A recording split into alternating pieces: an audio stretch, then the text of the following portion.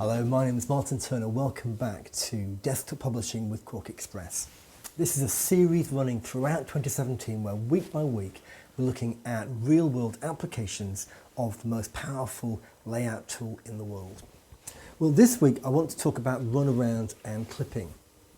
So back in the early days of desktop publishing, Aldous PageMaker was the first package, and one of the things it offered, which other things couldn't do, which Word and WordPerfect couldn't initially do, were that it could give text flowing around an image. And this is a bit done to death in the day because it was like the big new thing. But it's still important, and if used judiciously, can add real power to documents. So let's go to the screen straight away. So what I've got here is a full page image, and it's of some reenactors at Tewkesbury. And as you can see, the image has got not a lot of cloud, or it's got a lot of cloud, not a lot of sky. And where there is a bit of sky, the resolution isn't great. Now, what's worse is this is supposed to be a full page image. So you can see I've got my red bleed lines on there. If I turn on trim view, you can see that just trimming away, so you're not going to see as much there. I'll just come off that picture to get a proper trim. That's the trim. But the problem is, if I double click on that image, you'll see the image, if you just go to my hands, stops at the top there. Now, on the screen that looks fine, but when you print it, what you're going to see is that there's a kind of not quite pure white background to the image, and then it'll go onto the pure white back of the page. So that's going to just look rubbish. So a good solution to this is to do a cutout. It's a very easy image for it. So I'm going to just click on that. I'm going to go to clipping, and I'm going to, if you see down here at the bottom, on the bottom left, I've got item, and I'm going to go to non-white areas. And what's going to happen now is you should see, well, let's do a runaround as well, because then we can see it with text. So now I'll go to runaround, and I'll make the runaround here in the bottom left. So I'm on the wrong, I'm on a text box there. Go back to the picture. Clipping is non-white areas. Runaround, simply same as clipping.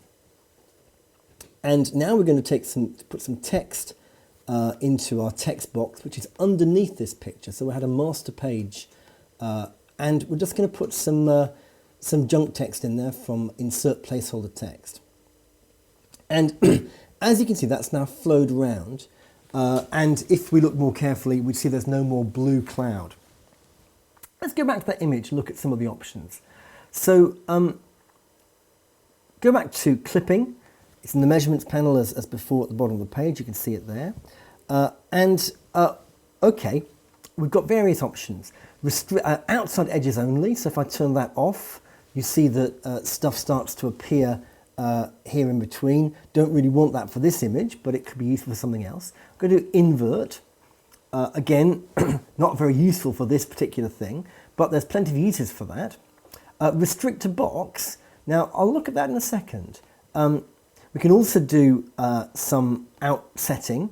So over here, just down here, so on that where it says 5 point, I'm just moving that up. You see that? Yeah, and it outsets it.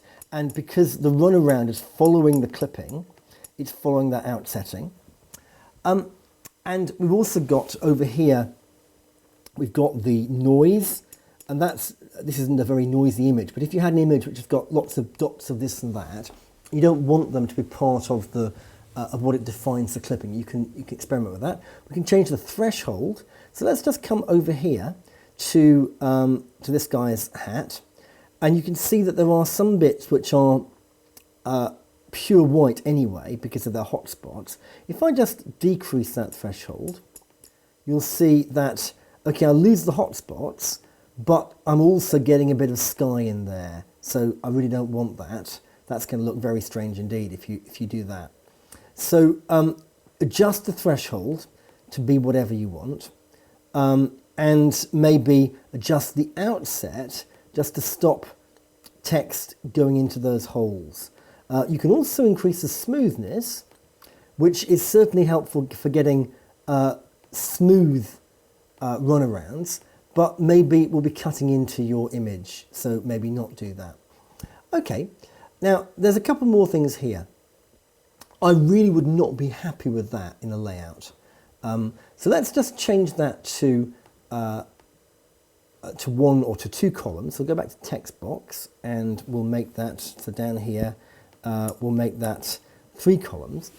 But I'm still not happy with that, because what's happening here is, as you can see, we've got a ragged margin here. And that's quite disturbing. The eye is not going to know where to read. Again, we've got a margin which is kind of crossing through.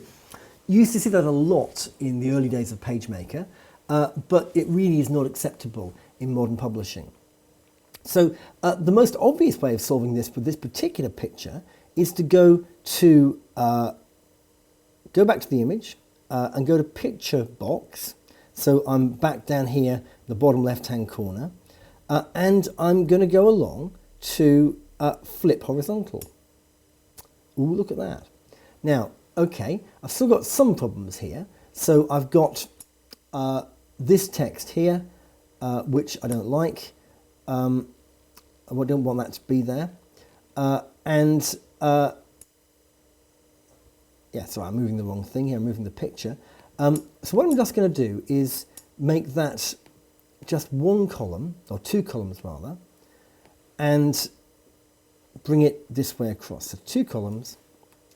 And we're going to need to do something about this here. The easiest way of doing that, as we've seen before, will be to just take the freehand tool and just draw around that, and then turn the runaround on. So back here at the bottom in the measurements palette, turn the runaround on to be item. And that ought to do something. Okay, that's not done anything. So obviously I didn't join up the ends there. You've got to join the ends up to make a proper area. Let's just do that one more time. Join the ends up, thank you. Okay, that's a little bit better. Let's turn the runaround on. Item, there we are. And that's done. And now my ragged margin is on the right here, just there, not on the left. The eye is fine with a ragged right margin. It's not fine with a ragged left margin. What I might then do is take some kind of a title or other graphic device over here. You can always flip an image if there's no text in it. If there's text in it, it's going to look funny. Now, what else can we do? So, okay, we've got auto image, but supposing I've created an image which in Photoshop with its own cutouts and so on. Well, here is just such an image. I'm just going to open up the advanced image control, or close that first, you can see where it's coming from. So here in Windows, advanced image control lets me do more work on Photoshop images. So if they come as PSD files, I can click on that, and as you can see, I've already flipped this over. Originally it was the other way around, so you can see that down there. And here are the layers, and here are the channels and the paths. And I've actually put an alpha channel and a path in. It's a bit kind of doubling up, but that's not a problem. So let's now go to, and the other thing you're going to see is that I've turned, in the clipping, I've turned restrict to box off. So what does that do? Well, if I restrict to box, it's like that. If I turn restrict to box off, I've put a red background on that. So this was an image shot with Elastomite highlight, which blows out the background, very easy to use. And thus, I can have, add my own box in. Now, let's look at what we've got here. So we've got an alpha channel and we've got a path. Now, if I go to clipping, you'll see I can choose the embedded path, I can choose the alpha channel, I can choose non-white areas, and I probably want to take the threshold down on that. And I can do it in various different ways. And that makes life very easy because I've got several choices there. Clearly, doing masks in Photoshop, it's never going to be better than your mask is. And that can be a problem because you quite often see masks which have been done sloppily and then they just look terrible on the page. But done right, masks can look very good. What I would tend to do with a Elastomeric highlight image would be to just outset the clipping a little bit, keep the threshold relatively low, and work with it on that basis. I wouldn't really need to use a Photoshop mask for that. Now, okay, something you can see, and again, the runaround options are all going to be the same. You can work with the path, you can do auto image, that will actually delete the clipping for this because it's going to do the same thing. But that's very helpful. Now, what else can we do? Well, you see over here, we've got a silhouette. If you like that TV show Archer, you might be thinking of that. We've got a silhouette. How do we get to that? How do we scan this? Well, it's really very simple. If you've got a clipped image, go to Item, New Box from Clipping, and bang, it's created a new box. And that will be, I've used slightly different settings here for the one and the other, and I think this is the Photoshop embedded path. This creates simply a box which could be a content box or a text box or just a box with a colour in it in that way. Now let's do one more thing on here. If I've got a line, I can actually draw the line and have text flow around the line, so no problem. Let's just delete that as an example, and we'll look at this. So I might want to have the text flowing around the line, but I might want to have a bit more offset or the line in a totally different place. So let's draw my line in here. I'm going to use my freehand drawing tool over here, and we'll just draw this line in there. Now, right now it doesn't do anything. I've got to go down to Runaround at the bottom here, and we'll do Runaround Item, and that goes there. Now, if I change that Runaround to Manual, I can go to Item, Edit, Runaround, and if I click on my Select Point tool, I can now move this line and the runaround stays where it was.